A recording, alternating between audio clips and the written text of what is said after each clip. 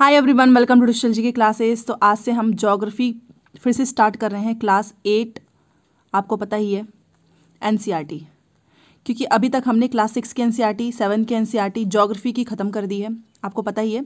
बस क्लास 8 का बचा है। ऑल्टरनेट डेज पे एक दिन क्लास 8 की आपको ज्योग्राफी की क्लास मिलेगी 2 बजे, एक दिन आपको हिस्ट्री का मिलेगा। और यहाँ पर मैं आपको दिखाना चाहूँगी, ये देखिए, मैं आपको नई एडिशन के बुक से पढ़ाती हूँ 2023-24। इसमें क्या हुआ है कि कुछ चैप्टर्स को मर्ज किए गए हैं, चैप्टर्स कम कर दिया गया है। बेसिकली अगर मैं बताना चाहूँ तो ये जो आपका ज्योग्राफी है ना क्लास 8 की, ये सिर्फ इसमें 5 चैप्टर है, मतलब 5 दिन में आपका पूरा एनसीईआरटी खत्म, हिस्ट्री भी खत्म, ज्योग्राफी भी, बस 5 ही चैप्टर हैं, ठीक है। और आपको पता है 12 बजे से हमने पॉलिटी स्टार्ट कर दिया है, क्योंकि पॉलिटी में 6, 7, 8 तीनों क्लास बाकी है। 6 क्लास खत्म हो जाएगा, उसके बाद 7, उसके बाद 8, मुश्किल से 20 दिन में आपका सब कुछ खत्म, पॉलिटी भी खत्म। और ऑब्वियस ही बात है कि आपने हिस्ट्री ज्योग्राफी तो पढ़ ही लिया है, तो आप उसका अपना नोट्स बनाते रहें, रिवीजन करते रहें।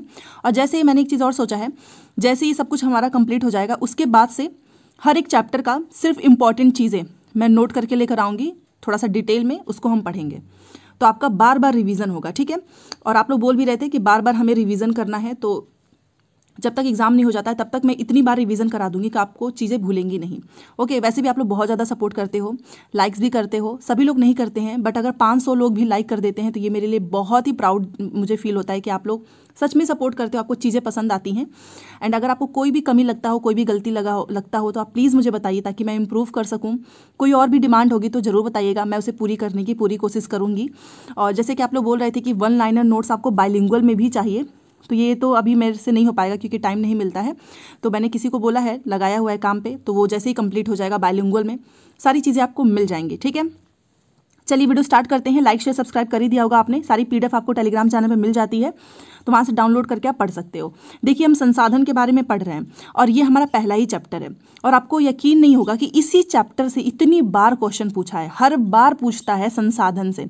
मानव निर्मित क्या है, प्राकृतिक हो गया, नवीकरणीय हो गया, अनवीकरणीय। इसको आप डिटेल में पढ़ेंगे ना तो आपको कभी कहीं और से पढ़ने की जरूरत नहीं होगी। तो इस संसाधन से क्या क्वेश्चन पूछा है, संसाधन का नाम ही सुन के आप समझ गए होंगे कि आखिर में इसमें क्या है। देखो, ये पूरी कहानी पढ़ने का कोई मतलब नहीं है, क्योंकि ये यहाँ से पूछा नहीं जाएगा। सबसे इंपॉर्टेंट क्या है वो मैं आपको बताना चाहती हूँ। देखिए, यहाँ से हम स्टार्ट करते हैं। थोड़ा सा आपको समरी भी दे दूं कि जल हो गया, विद्युत हो गया, रिक्शा हो गया, सब्जियाँ, पाठ्य पुस्तक, सभी में कुछ एक जैसा क्या है। उनमें से सभी वस्तुओं का उपयोग आपके द्वारा किया जाता है। जल का उपयोग हम करते हैं, विद्युत का करते हैं, रिक्शा, सब्जी, पाठ्य पुस्तक। तो हम क्या कर रहे हैं, हम इन सभी चीज़ों का उपयोग करते हैं। आप अपने डेली लाइफ में देखिए, आप अपने मोबाइल फ़ोन का यूज़ किस लिए कर रहे हैं, क्लास देखने के लिए। कॉपी का यूज़ किस लिए कर रहे होगे, नोट्स बनाने के लिए। तो ये क्या है, हमारे लिए उपयोगी है। एक वस्तु अथवा पदार्थ की उपयोगिता अथवा प्रयोज्यता उसे एक संसाधन बनाती है। समझ में आ गया संसाधन। तो पूरा कहानी पढ़ने से बेटर हमने समझ लिया कि संसाधन किसे कहते हैं। जो भी चीज़ हमारे लिए उपयोगी बनाती है, चाहे वो वस्तु हो चाहे पदार्थ हो, उसकी उपयोगिता हमारे लिए क्या होती है, उसको उसकी संसाधन बनाती है। समझ में आ गया संसाधन।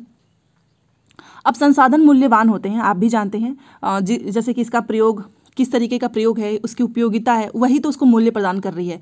जैसे कि आपने देखा होगा कि कुछ लोग जो रफ वाला कॉपी आता है उस पर लिखते हैं तो उसका मूल्य कम होता है। कुछ लोग अच्छे मोबाइल फ़ोन का यूज करते हैं, बहुत सारी चीज़ें हैं, तो उसका उपयोगिता, उसका प्रयोग ही उसको मूल्यवान बनाती है। और बाकी मूल्य का अर्थ महत्व होता है। यहाँ पर मैं आपको बताना चाहूँगी कि मूल्य का अर्थ महत्व होता है। कुछ संसाधनों का आर्थिक मूल्य होता है, जबकि कुछ संसाधनों का आर्थिक मूल्य नहीं होता। जैसे कि धातुओं का जो है आर्थिक मूल्य होता है, लेकिन एक मनोरम भरी दृश्य का आर्थिक मूल्य नहीं होता है। जैसे कि आप कहीं गए, आपको बहुत एक अच्छा सा दृश्य दिख गया, उसका कोई मूल्य नहीं है, परंतु ये दोनों संसाधन ही महत्वपूर्ण है और मनुष्य की आवश्यकताओं को पूरा करते हैं। कुछ संसाधन समय के साथ आर्थिक रूप से मूल्यवान हो सकते हैं, ठीक है। जैसे कि आपकी दादी के घरेलू नुस्खों का आज कोई वाणिज्यिक मूल्य नहीं है, लेकिन यदि वे पेटेंट करने के उपरांत मेडिकल फर्म द्वारा बेचे जाते हैं तब वे आर्थिक रूप से मूल्यवान हो सकते हैं। हम सभी के घरों में आपने देखा होगा कि बहुत सारे नुस्खे जो हैं अपनाए जाते हैं। जुकाम हो गया, खांसी हो गया, चोट आ गया, बट इसका कोई मूल्य नहीं है। अगर आप देखें तो कोई मूल्य नहीं है, बट अगर हम उसका पेटेंट करवा लें, अभी मैं आपको बताऊंगी पेटेंट क्या होता है, तो उसको हम मेडिकल फर्म द्वारा बेच सकते हैं, देन उसका आर्थिक वो मूल्यवान हो जाएगा। अब ये पेटेंट क्या होता है, आपने कई बार देखा होगा लोग पेटेंट करवा लेते हैं। पेटेंट का मतलब ये है कि किसी विचार अथवा आविष्कार पर एकमात्र अधिकार, मतलब कि मान लो मेरे को कोई चीज़ आती है, मुझे पता है कि ये मार्केट में बहुत अच्छे से जो है चलेगा, तो मैं क्या कराऊंगी, पेटेंट करवा लूंगी। पेटेंट इसलिए कि ये जो चीज़ है इस पर मेरा अधिकार आविष्कार है, ये मेरा विचार है, मैंने इसका आविष्कार किया है। नहीं तो आप देखते हैं ना बहुत सारे लोग एक ही चीज़ का नकल करने लगते हैं, बनाने लगते हैं। तो पेटेंट ये होता है, ठीक है। पेटेंट का मतलब समझ गए, और ये क्वेश्चन पूछा जाएगा। बाकी प्रौद्योगिकी का मतलब क्या होता है, तो किसी कौशल करने अथवा वस्तु बनाने में नवीनतम ज्ञान का अनुप्रयोग प्रौद्योगिकी है। टेक्नोलॉजी, इसको तो मुझे बताने की भी जरूरत नहीं है। टेक्नोलॉजी का मतलब क्या है, अगर आपके पास टेक्नोलॉजी के स्किल्स है तो आज के समय में चाहे वो ज्ञान हो, चाहे उसका प्रयोग हो, बहुत सारी चीज़ें करने का हमको बहुत बड़ा प्लेटफॉर्म देता है ये, ठीक है। तो यही है टेक्नोलॉजी। तो ये सारी चीज़ें आपको पढ़ने की ज़रूरत नहीं है, इतनी बड़ी कहानी।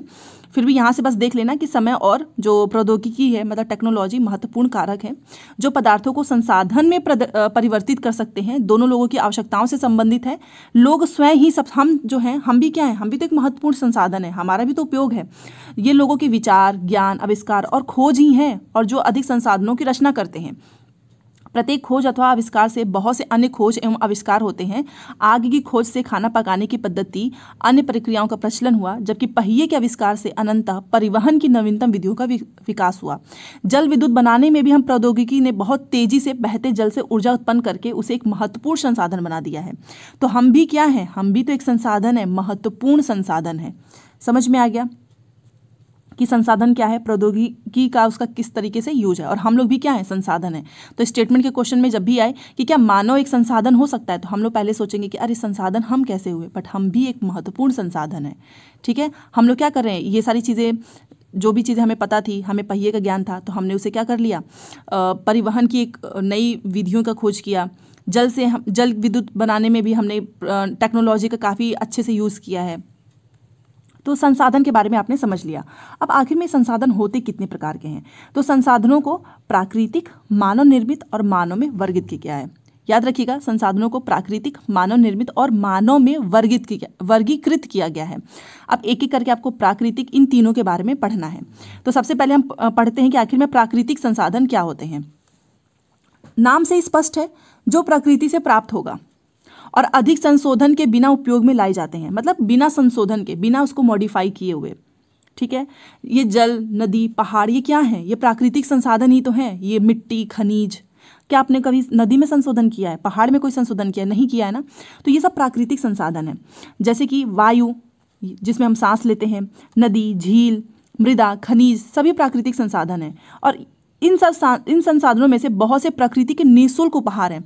ये जो वायु आप लेते हो, क्या आप उसके लिए पैसे देते हैं, नहीं देते, हम उसका सीधे उपयोग करते हैं। कुछ परिस्थितियों में प्राकृतिक संसाधन का सबसे अच्छी तरीके से उपयोग करने के लिए औजार और प्रौद्योगिकी की आवश्यकता होती है। प्राकृतिक संसाधनों को विस्तृत रूप से नवीकरणीय और अनवीकरणीय संसाधनों में विभाजित किया जाता है। सबसे पहले आपने पढ़ा प्राकृतिक संशोधन होता क्या है, उसके एग्जाम्पल। अब हम पढ़ेंगे कि प्राकृतिक संसाधनों को भी हमने विभाजित किया है दो भाग में, एक हमारा नवीकरणीय है और दूसरा हमारा अनवीकरणीय है, ठीक है। तो अब हम दोनों के बारे में पढ़ेंगे। याद रखिएगा, प्राकृतिक संसाधन का ही भाग है। तो जो नवीकरणीय संसाधन है, ये क्या होता है, नाम से ही देखो, आपको नाम को देखना एक बार। नवीकरणीय संसाधन वे संसाधन है जो शीघ्रता से नवीकृत अथवा पुनः पूरित हो जाते हैं। न का मतलब इनको आप शीघ्रता से नया या फिर आप इसको पुनः बना सकते हो, मतलब पुनः उसका रूप हम जैसे उसको वापस कर सकते हैं, ठीक है। इनमें से कुछ असीमित हैं और उन पर मानवीय क्रियाओं का प्रभाव नहीं होता। जैसे कि मतलब कि कुछ बहुत ही ज़्यादा अनलिमिटेड है जिस पर मानव की क्रियाओं का प्रभाव नहीं होता, जैसे कि सौर है, पवन ऊर्जा है। लेकिन फिर भी कुछ नवीकरणीय संसाधन जैसे कि जल हो गया, मृदा हो गया, वन का लापरवाही से किया गया उपयोग, उनके भंडार को भी प्रभावित कर सकता है। अब आप मुझे बताओ, आप जल, वाटर, आप उसको वेस्ट कर रहे हैं, ठीक है, वो भले से प्राकृतिक है बट वो असीमित तो नहीं है ना। जैसे कि जल असीमित नवीकरणीय संसाधन प्रतीत होता है, फिर भी जल की कमी और प्राकृतिक जल स्रोतों का सूखना आज विश्व के बहुत से भागों में एक बड़ी समस्या है। जल क्या है, नवीकरणीय है, मतलब शीघ्रता से नवीकृत हो सकता है, आप इसको पुनः पूरित कर सकते हैं, बट फिर भी एक बहुत बड़ा जो है इस समय के लिए एक बहुत बड़ी समस्या है, क्योंकि जल की कमी और जो प्राकृतिक जल है ना स्रोत, वो सूख रहे हैं। तो बेसिकली आपको याद रखना है, समझना ही है कि नवीकरणीय संसाधन वही होते हैं, नौ से मतलब जिसको आप नया कर सकते हो, पुनः पूरित कर सकते हो, और इन कुछ तो असीमित है जिनका आप चाहे कितना भी यूज करें, जैसे कि सौर ऊर्जा हो गया, पवन ऊर्जा, ये खत्म नहीं होने वाले हैं। बट फिर भी जैसे कि जल है, ये भी तो नवीकरणीय है, और आज जल की कमी भी आप देखिए, कितने सारे जो देश हैं, इवन हमारे ही इंडिया में ही देखिए कितनी ज़्यादा कमी है जल की, ठीक है। तो आपने नवीकरणीय संसाधन समझ लिया। अब अनवीकरणीय संसाधन वे संसाधन है जिनका भंडार सीमित है। ये आप इसको पुनः नहीं बना सकते हो, ये पुनः आप इसका जैसे नवीकृत नहीं कर सकते हो। जैसे कि नवीकरणीय संसाधन था ना, आप इसको दोबारा से नवीकृत कर सकते हो, पुनः इसको बना सकते हो, वैसे ये नहीं है, ठीक है। इसीलिए इसको बोला जाता है कि ये बहुत ही ज़्यादा सीमित है। भंडार के एक बार समाप्त होने के बाद उनके नवीकृत अथवा पुनः पूरित होने में हजारों वर्ष लगेगा। जैसे कि कोयला है, क्या ये एक दिन का काम है? कोयला का जो है अगर समाप्त हो रहा है तो इसमें हजारों साल लगेगा, इसीलिए इसको अनवीकरणीय संसाधन कहते हैं। बहुत ही कम मात्रा में है हमारे पास, सीमित है। यह अवधि मानव जीवन की अवधि से भी बहुत अधिक है। सोचिए 1000 साल कितने होते हैं। इस प्रकार के संसाधनों को अनवीकरणीय कहते हैं। अभी मैंने आपको एग्जांपल दिया, जैसे कि कोयला हो गया, पेट्रोलियम हो गया, प्राकृतिक गैस, ये क्या है? ये सीमित में है और इसके दोबारा से इसको बनने में हजारों साल लगेगा, ठीक है। देखो, प्राकृतिक संसाधनों का वितरण भूभाग, जलवायु, ऊंचाई, यहाँ पर देखिए लिखा हुआ है, जो प्राकृतिक संसाधन है भूभाग, जलवायु, ऊंचाई जैसे अनेक भौतिक कारकों पर निर्भर करता है। पृथ्वी पर इन कारकों में विभिन्नता होने के कारण संसाधनों का वितरण असमान है। तो अब आपको समझ में आ गया, नवीकरणीय जिसको आप दोबारा से बना सकते हो, अनवीकरणीय जिसको हम दोबारा से नहीं बना सकते हैं, क्योंकि इसमें हजारों साल लगेगा। नोट कर लेना, ये डेफिनेशन इंपॉर्टेंट है। जो चीज़ें भी मैंने हाईलाइट किया हुआ है वही पूछा जाएगा। संसाधन का भंडार या उपयोग के लिए संसाधन की उपलब्ध मात्रा है, ये भी आपको याद रखना है। अब हमने प्राकृतिक पढ़ लिया, अब हम पढ़ेंगे मानव निर्मित। तो मानव निर्मित भी बहुत आसान है। आपको पता ही है कि कभी कभी जो है प्राकृतिक पदार्थ तब संसाधन बन जाते हैं जब उनका मूल रूप बदल देते हैं, ठीक है। जैसे कि लौह अयस्क उस समय तक संसाधन नहीं था जब तक लोगों ने उसे लोहा बनाना नहीं सीखा था, ठीक है। लोग प्राकृतिक संसाधनों का उपयोग पुल, सड़क, मशीन, वाहन बनाने में करते हैं, जो कि मानव निर्मित संसाधन के नाम से जाने जाते हैं। अब जैसे सड़क है, ये किसने बनाया? मानव ने बनाया। वाहन, मशीन, ठीक है, ये सभी। प्रौद्योगिकी भी तो एक मानव निर्मित संसाधन है। टेक्नोलॉजी को किसने खोजा है? इंसान ने खोजा है, ओके। तो आपको यहाँ पे समझ जाना चाहिए कि जो भी इंसान बनाता है वो क्या है? प्राकृतिक संसाधनों का हम क्या करते हैं? उसमें मॉडिफाई कर देते हैं, देन मानव निर्मित संसाधन बनाते हैं। जैसे कि एग्जाम्पल यहाँ पर आपको मैंने बता दी, ये बहुत आसान है, इसमें ज़्यादा कुछ बताने की जरूरत नहीं है, ओके। तो अब आपको समझ में आ गया होगा कि मानव संसाधन के बारे में जो भी हमने पढ़ा है। तो मानव संसाधन से क्या तात्पर्य है, इसको यहाँ पर अच्छे से डिफाइन किया गया है। लोगों की संख्या योग्यता से है, मतलब मानसिक तथा शारीरिक से है।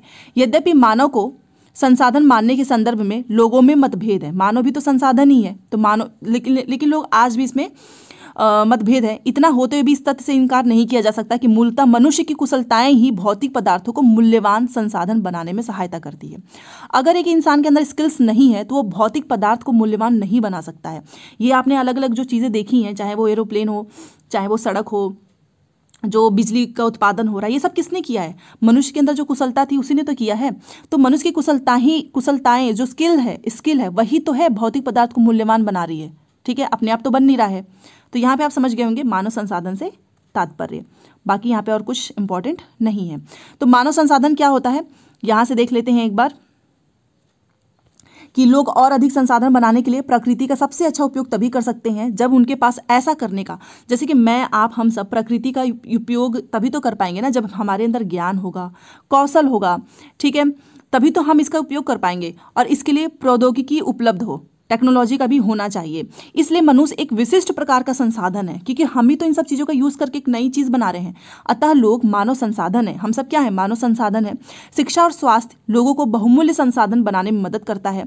अधिक संसाधनों के निर्माण में समर्थ होने के लिए लोगों के कौशल में सुधार करना मानव संसाधन विकास कहलाता है। कुल मिलाकर अगर मानव के अंदर स्किल्स होगा तभी तो वो प्राकृतिक जो चीज़ें उपलब्ध हैं हम उसका अच्छे से यूज़ कर पाएंगे, ठीक है। शिक्षा और स्वास्थ्य लोगों को क्या है? बहुमूल्य संसाधन बनाने में मदद करता है। समझ गए होंगे आप। और यहाँ पर बता रहा है कि संसाधन संरक्षण हमें किस तरीके से करना चाहिए। बेसिकली यही है कि कोई भी चीज़ जैसे वाटर है उसका आपको बहुत ही सोच समझ के यूज करना चाहिए। ऐसे ही टैप को खोल के नहीं छोड़ना है, फालतू के पानी वेस्ट नहीं करने चाहिए। मतलब बहुत तरीके हैं संसाधन को संरक्षित करने का, जैसे कि आपको सतर्कतापूर्वक उपयोग करना है और उन्हें नवीकरण के लिए समय देना है, वही संसाधन संरक्षण कहलाता है, ठीक है। संसाधनों का उपयोग करने की आवश्यकता, मतलब जितना जरूरत है उतना ही उपयोग कीजिए। और आप भविष्य के बारे में भी सोचिए कि भविष्य के लिए उनके संरक्षण में संतुलन बनाए रखना सतपोषणीय विकास कहलाता है, ठीक है। तो बेसिकली संसाधन संरक्षण किसे कहते हैं कि आप सतर्क रह के सोच समझ के ही जो संसाधन है उसका यूज करें, वो हमारा कहलाता है संसाधन संरक्षण। और संसाधनों का उपयोग करने की आवश्यकता, जैसे कि आपने देखा होगा कि बहुत सारे लोग थोड़ी सी दूर जाने के लिए भी 4 व्हीलर लेके चले जाते हैं, वॉक करना चाहिए। और आपको पब्लिक जो ट्रांसपोर्ट है जैसे कि बस हो गई, ऑटो हो गई, इन सब चीज़ों का भी यूज़ करना चाहिए। तो इस तरीके से संसाधनों का उपयोग करने की जो आवश्यकता है और हमको अपने फ्यूचर के लिए उनके संरक्षण में संतुलन बना के रखना है, इसे कहते हैं सतपोषणीय विकास। तो ये क्वेश्चन पूछा हुआ था कि सतपोषणीय विकास क्या कहलाता है। तो संसाधनों का सावधानीपूर्वक उपयोग, ताकि न केवल वर्तमान पीढ़ी की अपितु भावी पीढ़ियों की आवश्यकताएं भी पूरी होती रहें। तो हमें बस अपने बारे में नहीं सोचना है, अपनी आने वाली पीढ़ी के भी बारे में सोचना चाहिए। ठीक है, तो ये होता है सतपोषणीय विकास। ठीक है, तो यहाँ पर कुछ सिद्धांत भी दिए गए हैं, ये मैं आपको बता देती हूँ। सतपोषणीय विकास के कुछ सिद्धांत, जैसे कि जीवन के सभी रूपों का आदर और देखभाल, ये स्टेटमेंट में क्वेश्चन पूछा जा सकता है। और मानव जीवन की गुणवत्ता को बढ़ाना, पृथ्वी की जीवन शक्ति और विविधता का संरक्षण करना, प्राकृतिक संसाधनों के ह्रास को कम से कम करना, पर्यावरण के प्रति व्यक्तिगत व्यवहार और अभ्यास में परिवर्तन। ये नहीं कि कहीं भी कुछ भी फेंक दिया, रास्ते पे चल रहे हैं, बहुत सारे लोगों की आदत होती है, कुछ खा रहे हैं, चिप्स खा रहे हैं, ऐसे ही रोड पे फेंक देते हैं, बॉटल भी ऐसे ही फेंक देते हैं। तो आप अवेयर रहिए, ये सब कुछ हमारा ही तो है, हमें अपनी आने वाली पीढ़ी के बारे में भी तो सोचना है, अपने पर्यावरण को बचा के रखना है, समुदायों को अपने पर्यावरण की देखभाल करने योग्य बनाना, साफ सफाई करते रहना। ठीक है, हमारा क्या कर्तव्य होता है कि जो भी नवीकरणीय संसाधनों के उपयोग सतपोषणीय हो, सतत पोषणीय, पोषणीय का मतलब हम उसका पोषण करें अपने आने वाले भविष्य के लिए भी। पृथ्वी पर जीवन की विविधता संरक्षित की जाए, प्राकृतिक पर्यावरण तंत्र की हानि को कम से कम किया जाए। ठीक है, ये नहीं कि अगर थोड़ी सी दूर जाना है तो आप अपने 4 व्हीलर उठाए निकल लिए, कितना ज़्यादा आप जानते हैं पॉल्यूशन होता है, कम से कम यूज़ कीजिए, ज़्यादा बेटर होगा। तो कुल मिलाकर यहाँ पर डेफिनेशन से ही क्वेश्चन पूछता है कि नवीकरणीय क्या है, अनवीकरणीय क्या है, कैसे इसको बचाया जा सकता है, सतपोषणीय क्या है, क्या मानव संसाधन है, वही हमने इसमें पढ़ा है। कुछ क्वेश्चन है यहाँ पर आप सभी के लिए है, बहुत ही आसान क्वेश्चन है, आप खुद भी कर सकते हो कि पृथ्वी पर संसाधन असमान रूप से क्यों वितरित है, संसाधन संरक्षण क्या है, वही कि हमें इसको सतर्कता रूप से जितनी आवश्यकता हो उतना ही यूज करना चाहिए। और मानव संसाधन महत्वपूर्ण क्यों है, आप भी जानते हैं, अगर हमारे अंदर कुशलता होगी तभी तो हम प्राकृतिक चीज़ों का यूज कर पाएंगे। सतपोषणीय विकास की हमें जो भी संसाधन है हमें उसको अपने आने वाली पीढ़ी के लिए भी संरक्षित करना चाहिए, ज़रूरत के हिसाब से यूज करना चाहिए। और निम्न में से कौन संसाधन को निर्धारित नहीं करता है, उपयोगिता मूल्य मात्रा, आप मुझे बताओ। हमने अभी पढ़ा मात्रा होगा, उपयोगिता मूल्य तो निर्धारित करता है, मात्रा नहीं। निम्न में से कौन सा मानव निर्मित संसाधन है, झरने का जल, ये सब तो प्राकृतिक है। कैंसर उपचार की औषधियाँ, ये मानव ने बनाया है। ठीक है, अनवीकरणीय संसाधन क्या होते हैं, सीमित होते हैं या मनुष्य द्वारा निर्मित होते हैं या निर्जीव वस्तुओं से उत्पन्न होते हैं। आपको भी पता है अनवीकरणीय संसाधन बहुत ही सीमित मात्रा में है, कोयला हो गया, पेट्रोलियम हो गया, प्राकृतिक गैस। ठीक है, सीमित है ये, तो पहला हो गया। तो मैंने यहाँ पे आपको क्वेश्चन आंसर भी बता दिए, साथ में हमने बहुत ही अच्छे से सारे डेफिनेशन भी कर लिए हैं। और पीडीएफ आपको मिलेगा, तो जितना हाईलाइट किया है केवल उतना अपनी कॉपी में नोट करना, 2 पन्ने में पूरा आपका आराम से हो जाएगा। ठीक है, तो सारी चीज़ें मैंने आपको बताई है। जाते जाते लाइक शेयर सब्सक्राइब कर दीजिएगा। कोई भी डाउट होगा तो प्लीज़ बताना। एक चीज़ बोलूँगी कि आज तो कम से कम 1000 लाइक कर दो, कम से कम 1000 लाइक, क्योंकि 500 से ज़्यादा तो कभी लाइक आज तक नहीं आया है। मे बी आपको क्लासेस ना अच्छी लग रही हो तो प्लीज़ आप अपना फीडबैक मुझे ज़रूर दीजिए, तो मैं उसमें इम्प्रूवमेंट करने की कोशिश करूँगी। मिलते हैं नेक्स्ट क्लास में। Thanks for watching.